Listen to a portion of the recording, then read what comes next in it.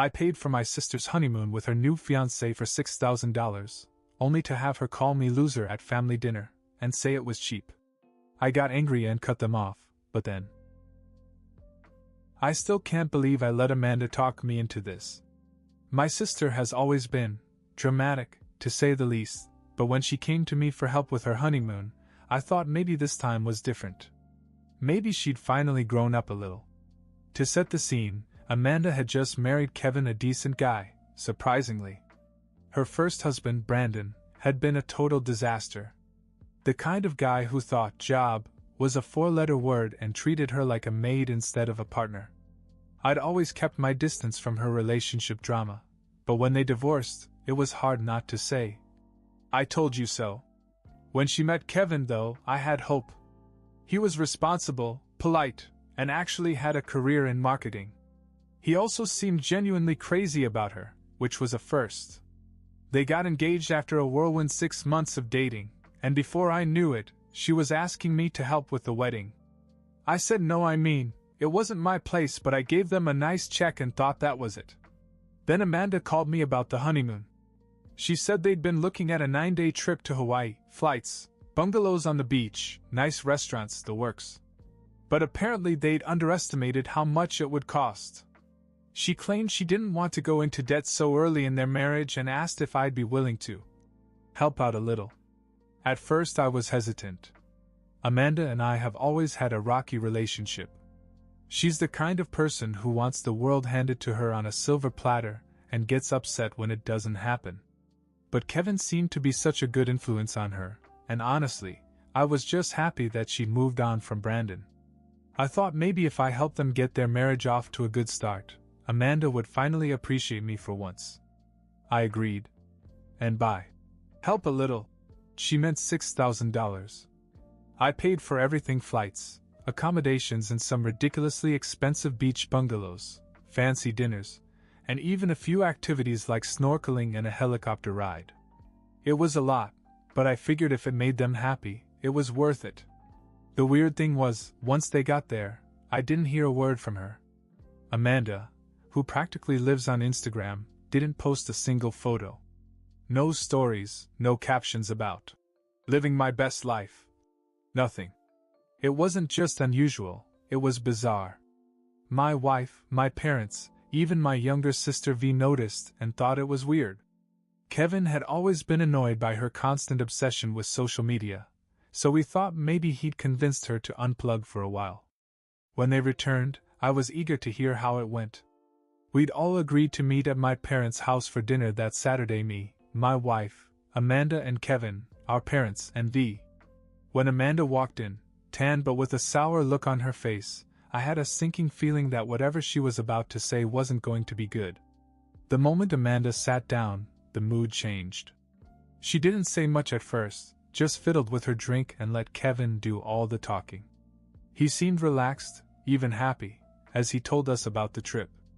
"The snorkeling was amazing," he said. "We saw sea turtles, tropical fish, it was like being in another world. And the helicopter ride over the volcanoes? Unreal." My parents and V took it all in and asked a lot of questions. Even I was starting to feel good about my decision. It sounded like they'd had a great time. Kevin showed us some pictures on his phone, the sunset view from their bungalow, a fancy dinner by the water, Amanda smiling in a flower lei. "So," he said with a grin, "it sounds like a pretty awesome honeymoon." My mom chimed in. "Your brother really went all out for you too. It's such a wonderful way to start your new life together." Everyone nodded in agreement. I glanced at Amanda, expecting her to finally crack a smile or at least say thank you.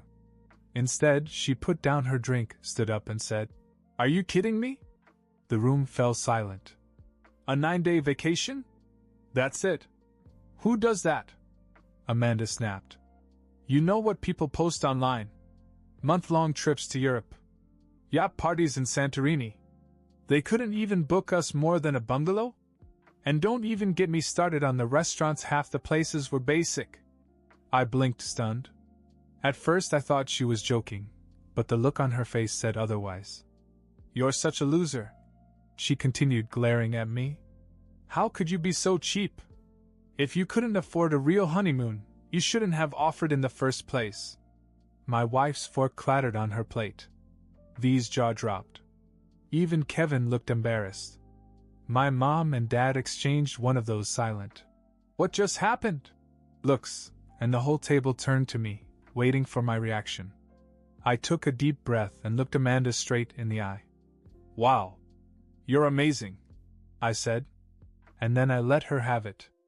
"Amanda, can you hear yourself right now?" I said. "I spent $6,000 to give you and Kevin the honeymoon of your dreams. $6,000. And you stand here and call me cheap? A loser? Are you serious?" She crossed her arms and looked defiant, but I wasn't about to back down. "The fact that you even feel entitled to complain about something like that is insane. Do you know how many people would kill for a trip like this? Do you have any idea how spoiled you sound?" Amanda rolled her eyes, and that was that. Something inside me snapped. I stood up and continued. "You want to talk about being cheap? Fine. Let's talk about how you've never paid me back for anything in your life. Not the help with your car when you were in college, not the money I loaned you to cover your rent when you moved out on your own, and definitely not the money I gave you after your divorce because you said you were struggling. I've always helped you because you're my sister, but this is beyond selfish. You can forget about me ever doing anything like this for you again." Amanda's face turned red, but before she could say anything, I turned to Kevin. "And honestly, I feel sorry for you, man," I said. "You're a good guy, but if this is how she treats people who go out of their way for her, you're in for a rough ride." Kevin looked like he was going to disappear into his chair. My mother started to say something, but I put my hand up to stop her. "I'm not finished," I said, turning back to Amanda. "Let me make this very clear. If you keep acting like this, no one is going to want to help you. Not me, not mom and dad, not anyone. And no, having 11,000 Instagram followers doesn't make you some kind of star, so stop acting like the world owes you something. You're not a princess, and I'm done pretending you are." The room was dead silent. Even Amanda looked like she didn't know what to say for once. My dad coughed awkwardly and my mom tried to smooth things over, but I wasn't interested in hearing it. I grabbed my coat, looked at my wife and said, "We're leaving." As we walked out, I could hear Amanda muttering something under her breath, but I didn't care enough to turn around. I was done. Amanda's words echoed in my head as we drove home. I couldn't believe it. $6,000 and she called me cheap. My wife didn't say much during the drive, but I could tell she was as angry as I was. When we got home, she finally broke the silence. "You did the right thing," she said. "But what about Kevin? He didn't even try to defend you. He just sat there like a statue." That bothered me, too. Kevin had always seemed like the calm, collected type, but tonight he looked like he'd rather be somewhere else. At first I thought he was just embarrassed, but now I wasn't so sure. Something about his expression during Amanda's tirade had seemed off. I woke up the next morning to the sound of my phone buzzing. It was my mom. I wasn't in the mood to rehash everything, but I answered it anyway. "She came over," my mom said. "Amanda. Early this morning? Let me guess, she's still mad?" My mom sighed. "No, actually. She was crying. She said you humiliated her in front of everyone, and now Kevin barely speaks to her." That got my attention. Why would Kevin be angry with her? I was the one who left. "I don't know," my mother said. "But she kept saying how everything was ruined and how you don't understand what she's dealing with." That threw me. Amanda's life has always been an open book whether we wanted it to be or not. She overshares everything from her dinner plans to her relationship drama. But now there was something she wasn't saying, and it was eating away at me. When I got off the phone, I told my wife what my mother had said. "Do you think there's something going on between them?" she asked. "I don't know," I said. "But if there is, it's not my problem anymore." I meant it then. Amanda had crossed the line, and I had no intention of getting dragged back into her mess. But by the middle of the week, Curiosity got the better of me. I checked Kevin's Instagram, hoping to get some insight into the situation. His page was private, which wasn't unusual, but Amanda's was suddenly deactivated. That was strange. Amanda without social media was like a fish out of water. Then, out of nowhere, I got a text from Kevin. "Can we talk? Just you and me. I have some things to explain." I stared at Kevin's text, not sure how to respond. This was a guy who barely spoke unless Amanda gave him permission, and now he wanted to explain some things. To me? It didn't sit right. Curiosity won out, though, and I texted back. "Sure. When?" "Tonight," he replied. "I'll come over." That evening, Kevin showed up alone, looking more haggard than I'd ever seen him. His usual clean-cut appearance was gone, his hair was a mess, his shirt was wrinkled, and there were dark circles under his eyes. "Thanks for seeing me," he said as he walked in. We sat down in the living room, and for a few minutes he just stared at the coffee table, fiddling with his wedding ring. Finally, he took a deep breath and said, "I owe you an apology." "For what?" I asked. "For Amanda," he said. "For everything she said to you. And for what happened." Now he had my full attention. "What went on?" Kevin hesitated, as if he wasn't sure how much to tell me. Then he dropped the bomb. "The honeymoon, it wasn't just a honeymoon. It was supposed to be a reset," he said. "For our marriage." I blinked. "You've been married for what, a month? What do you mean, a reset?" Kevin ran a hand through his hair. "Amanda has been difficult, to say the least. Planning the wedding was a nightmare. She went way over budget, ignored every limit I set, and had these crazy meltdowns over the smallest things. I thought it was just the stress of the wedding, but after we got married, it got worse." He paused, looking genuinely embarrassed. "She started accusing me of not loving her enough. Said I didn't do enough to make her feel special. She even threw a vase at me once." A vase. I didn't know what to say. Amanda was a handful, sure, but I had no idea it got that bad. When she started talking about the honeymoon, Kevin continued, "I thought maybe if we got away from it all, she'd calm down. She promised it would be the fresh start we needed. But by the third day, she was complaining about everything. The room wasn't big enough, the food wasn't fancy enough, the snorkeling wasn't exclusive enough." He shook his head. "It was a disaster. And when we got back, I told her I was done. I'm filing for divorce." I froze. "Divorce? Already?" Kevin must have seen the shock on my face because he laughed bitterly. "I know how it sounds. Believe me, I wanted to make it work. But Amanda, she's not who I thought she was. And the worst part? She told me last week that she still talks to her ex-husband." "What?" I blurted out. "Yeah," Kevin said. "She told me it was harmless. But I found texts. She's been venting to him about me since before we were married. She even told him I wasn't man enough for her." That hit me like a ton of bricks. For a moment, I didn't know whether to feel bad for Kevin or angry with Amanda. "Well, yeah," he said, standing up. "I just thought you should know. You were trying to do something good for us, and you didn't deserve what she said to you. I'm sorry you got caught up in all this." As Kevin walked out the door, my wife came into the room. She must have overheard because she just shook her head and said, "I don't even know where to begin." Neither did I. I barely slept that night. Kevin's words played over and over in my head. Was Amanda still talking to Brandon? Complaining about Kevin before they were even married? It was like finding out there was a whole other side to her that I didn't know, and honestly, I wasn't sure I wanted to.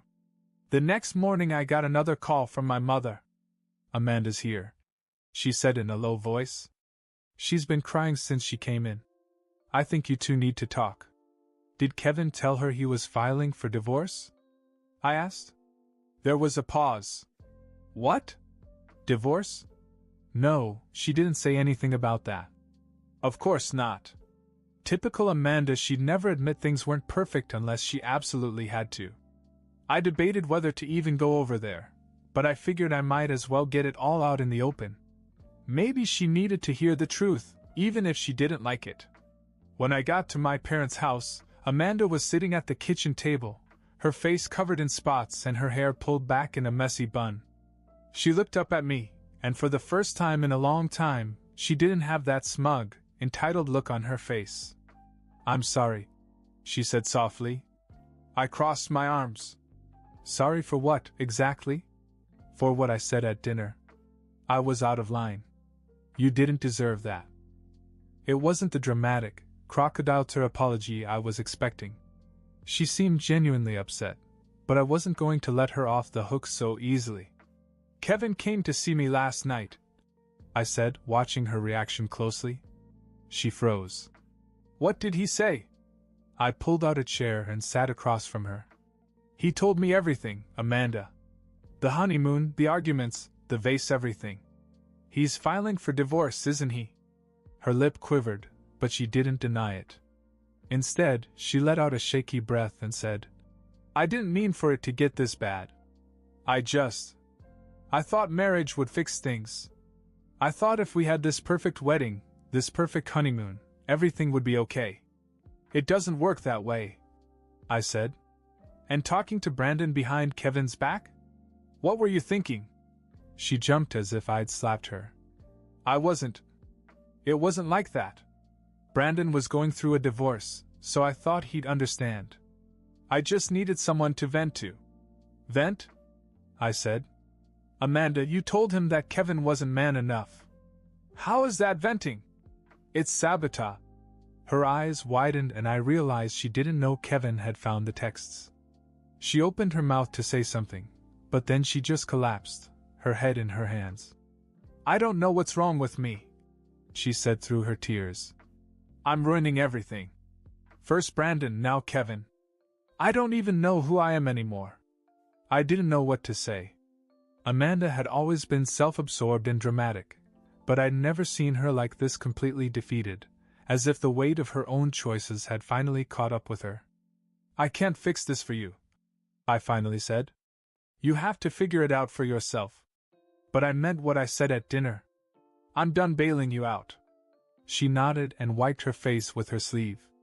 "I understand." For the first time in years, I actually believed her. "Shall I go on?" Amanda sat quietly for a long time after I finished. It was strange. It was the first time I'd ever seen her not fight back, not try to turn things around and make herself the victim. For once, she looked like she was really listening. But I knew better than to trust her completely. "I'm going to say this once," I told her. "You're an adult, Amanda. Your choices have consequences. If you want to keep throwing tantrums and treating people like garbage, fine. But don't come crying to me when it all falls apart. I've done my part. You screw this up, you're on your own. Forever." Her head snapped up, and I saw a flash of panic in her eyes. "You don't mean that." "Oh, I do," I said. "Because here's the thing, Mom and Dad don't have the money to bail you out anymore. You know that. If you want someone to finance your mistakes, look at him." I pointed at myself. "And guess what? It's not happening again." Amanda opened her mouth to protest, but I cut her off. "You want to leave Kevin? Fine. That's your decision. But don't expect me to pay for your next wedding or your next honeymoon or anything else. You stay with him and try to make it work, or you figure out how to survive on your own. Either way, I'm done being your safety net." Her face fell, and for a second I thought she was going to cry again. But instead, she straightened up, brushed her hair out of her face, and said, "I'll fix this. I promise." "I hope you do," I said, standing up. "Because this is the last chance you'll get." On my way out, my mother stopped me in the hallway. "That was hard," she said in a low voice. "It had to be," I replied. "If I keep saving her, she'll never learn. And honestly, I'm tired of cleaning up her messes." When I got home, I felt a strange sense of relief. For the first time in years, I wasn't worried about Amanda or what she might drag me into next. It was like cutting off a weight I didn't even know I was carrying. As for Amanda, I didn't hear from her for a while after that. But a few weeks later I got a text from Kevin. "We're going to counseling," it said. "I'm not sure if it's going to work, but we're trying." I didn't reply. It wasn't my fight anymore.